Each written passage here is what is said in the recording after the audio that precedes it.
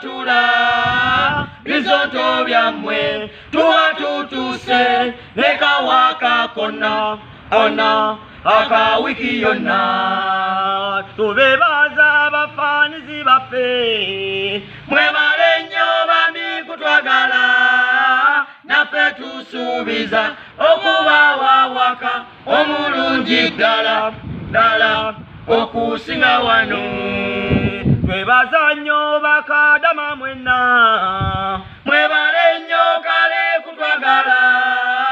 katusabe Allah abakume mwenna mubere balamu ate mweyagaliza kutona ko lwalero bannange mama nga tumalako ka wiki Allah tabaraka wa taala tumwebaze kubanga bannange atumazizaako wiki eno buli omu ayise omukono mu maaso bw'atagamba nti ya Allah oli w'amaanyi oli wa buyinza bannaffe bafudde naye ffe baani abakyali obulamu byonna bya Mukama byonna bya Allah gwe nannyini nsi byonna gw'omanyi tuli bizonto nga bwe mutulaba waneeno tweyaga tetulina buzibu new page yaffe eyitibwa New Bizonto ne YouTube channel 81 New Bizonto genda yoto ja kwejusa kawaka kaka tukatandise weekend egwako abakiga bajetise buli mukiga ali eyo waliko omukono tukulabe omwami Kakwenza omukiga kiga yetise wiki akoze gulire tumuwadde award yokuba n'emputu best imputu award Kakwenza oye temugwa kusiba temugwa kutiisa muddanga mwera okukwata abakiga singa Uganda eno erimu Kakwenza ewe baba 10 bayinzo tuyamba omukiga tatya omukiga tasaaga sta kontola tikatinziruka edo libateeka alina okudduka abeere lubaale abeere Katonda Kakwenza yadduse andawe yajeerabidde zoga lubindi yazambazza nkoona n'aterera 10 wuyo Rwanda uli Malawi n'akuba sirikati alojja kibooko ze baamukankabula bali tebakuba kibooko basaasabula kibooko kuba mwakafaananyi ng'ofunye omukyala mwannyina wa Kakwenza nga guwawasa baaba obeera ku kizibu obeera ku kyokya yene kakutanda nakwatira mu bwenzi olamanga bulami omukiga mukambwe sebo mwami Kakwenza kagobako sebo okubye hiiti otulaze amaanyi otulaze ekkubo bwe tuyinza okuyita nga tuzize emisango tuyita Rwanda paka Malawi ne tudduka ekibabu wiiki y'emu Bobi Wine wa People Power yalumbye Europe mu palamenti yaabwe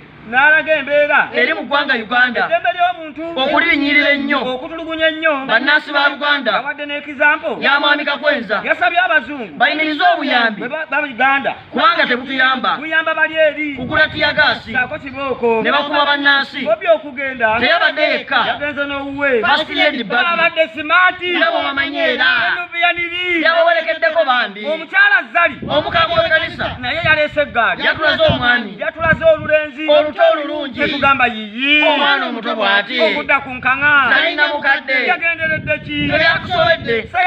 sayizi ya Zali entuufu weeri okugeza jjajja Zonto yeseeguye Josephat wamala Balunabba ze sayizi z'entuufu naye buno obuto bambi busajja bwattu saba gwe mulenzi eyawasizza Zali Mukama akusaasire akuwa ekiwummulo tulisisinkana ku lunaku lwa Kiyaana omula mirembe bulaza weeraba embeera y'olanya naye ekyalimbi nnyo ali Seattle munda mu Amerika mu kibuga Washington afuna bujjanjabi katumusabire asuuke obuluma kati bannayuganda abali mu Amerika mu kibuga Washington nabo bagenze ku ddwaliro ne bajjanjabira olanya ne beekalakaasa ne balaga obutali bumativu mu nsimbi ennyingi ennyo ze baakozesezza okujjanjaba olanya ababaka ba paalamenti okuva mu Akyoli bo baagambye nti abanuupu bano be baasindisa abantu okugenda ku ddwaliro abali olanya mbu beekalakaase wabula Joel Ssennyonyi awaganyiza bino byonna n'agamba nedda nuupu tebiriimu wabula Ssennyonyi ono yabawadde amagezi batereeze mulago baseeyo eddagala okwewala okwonoona sente z'omuwi w'omusolo ate nga mutuufu Ssennyonyi weebale olutalo lwa Mpuuga nawo lwakuze kati Munyagwa alumba Mpuuga azoleya Munyagwa ono agamba nti FDC yokka yesobola okuyiiya ebirimu amagezi kati nuupu yo ekola gwa kubuukira oyo nno ye Munyagwa endiga eyabula onenya otya nuupu mbona ebuukira mmwe nuupu nga tennajja tewali babuukira mwakolawo ki ekyo ekijjukirwa totumalira budde mumula mirembe beera nga banno balozi mere Ssenninde basozi galabuzi bo baasirika bambi olaba ne kati olubwamba yakakana mu kabuli kati olwo gwe Munyagwa simanyi okomawo mu 2026 ozinoonya kaadi eri bw'oba okomawo kubanga ne kazibwe byasibanirira gaya boddira mu FDC oddayo mu kabuli ensonga y'amafuta naye egeddwako nnyo Ruthi Nankabirwa yategeeza eggwanga nti bbeeyi y'amafuta egenda kukka okuva nga 10 omwezi guno kati leero 12 gakyali waggulu ye kati tukole tutya tumuuza Nankabirwa naye ne wegakka era mu mutubbye omwezi omulamba ne mukwata n'omulala nga mutunyunyunta wabula temuswala owange katubaveeko temutukola ebyala Kakwenza kabaka w'abateeso naye bambi mufu emolimoli bambi Mukama yamuyise abateeso mwenna kitalo nnyo ddala kabaka wamwe okufa naffe twalumiddwa omwoyo gw'emolimoli Osubani papa wumule mirembe tuli kusanga mu ggulu mu wiiki y'emu lipooti n'efuluma ng'ekwata ku siriimu ng'egamba bweti tina abasajja abakulu abakuze mu myaka bafunye nnyo siriimu emyaka ebiri egiyise sebo jjajja zonto tegeeza wire mukaali wamu ne mwami Sebatta saako Sebbaale mwambale obupiira mwewale siriimu bwe muba mwakulukuta nga temukyabatuuka muveeyo mwogere tubakolere sayizi yammwe lwaki temubivaako bye muliddeko bimala sebo matiya luyima kuuma nakakawobo ndowooza owulidde lipooti bwegamba ye kambuuze buuza tuwulire ku myaka 5 ng'obadde mukazi oba okyasobola okukyanga mu matatu nyabalebeka jinga vaayo tubuulire bw'obanga ojja ojjanga ne nandujja emyaka 5 mwena sebo lipooti yalaze emyaka 5 mwena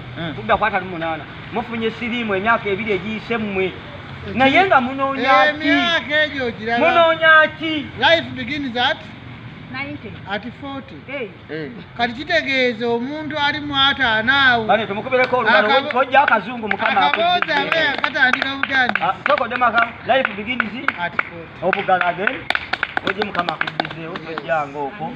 ki ekibafuukuza sikaati ku myaka egyo mwagala kufiira ku butaana nga muwewuuba Ebbanga eryo lye mbadde nkunnyonnyola ti bw'oyingira 5 obuwoomi buba butandika butandisi. obuwoomi bwaki